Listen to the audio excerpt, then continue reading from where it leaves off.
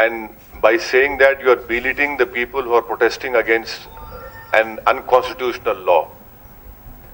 Everyone who is protesting because he is concerned as an Indian citizen. He is not protesting because of his religion.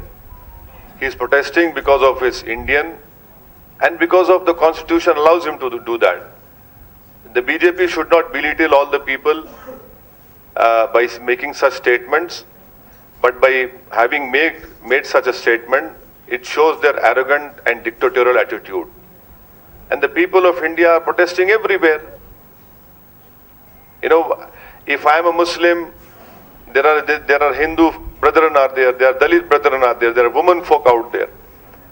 Everyone is concerned about the future of this country, and that is why they are protesting.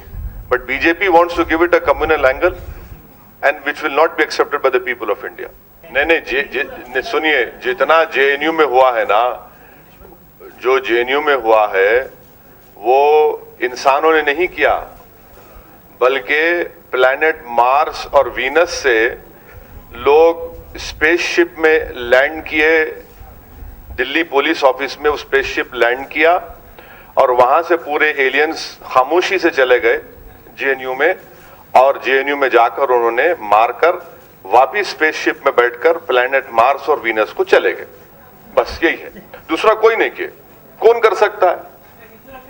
हाँ नहीं हिंदू, आप देखिए, पहले तो honest decision ये होना चाहिए था कि जो लोग बुज़दिली और से अपने चेहरे को ढांककर यूनिवर्सिटी में कैसा घुसे, वो ट्रेसपासिंग का ऑफेंस है, उनके ऊपर आईपीसी का ट्रेसपासिंग का सेक्शन लगना, उनके हाथ में रॉड्स है, अटेम्प्ट टू मारे वो बच्ची को, यूनियन के प्रेसिडेंट को अटेम्प्ट टू मर्डर का केस लगना, सर फोड़ दिए, प्रॉपर्टी डैमेज करे यूनिवर्सिटी की। योगी सरकार जो है 14.5 लाख वसूल करने के लिए जो आदमी मर गए उनको नोटिस देती, जो 90 इयर्स के उनको नोटिस देती। यहां JNU में जो लॉस ऑफ डैमेज हुआ और जो बच्चों को मारा गया और कैसे वो लोग अंदर घुस कर आए, वो ट्रेसपासर्स, कौन सा बीजेपी का MP उसमें इन्वॉल्व है, ये रोकना चाहिए था ना। और आखिरी बात यह है कि JNU के वाइस चांसलर को अगर थोड़ी शर्म बाकी है तो उन्होंने इस्तीफा देकर चले जाना।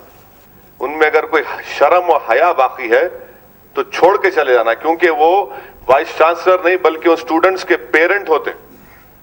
हिंदुस्तान के कोने कोने से गरीब बच्चे पढ़ते आके वहां पर, और एक पेरेंट का काम होता है कि बच्चों को रोकना, बचाना। वहां बच्चे मार खाने के लिए नहीं आते।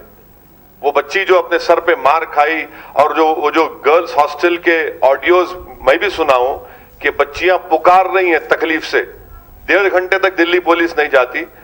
और यही वही दिल्ली पुलिस है कि जब लॉयर्स उनको पीट रहे थे तो एहतजाज करते हैं, और जामे मिलिया में घुसकर मिनाजुद्दीन की आंख को फोड़ दिए। आंख जाय होगी मिनाजुद्दीन की, लाइब्रेरी में जाकर जामे मिलिया में बच्चियों के हॉस्टल में घुसकर बच्चियों को पीटा गया।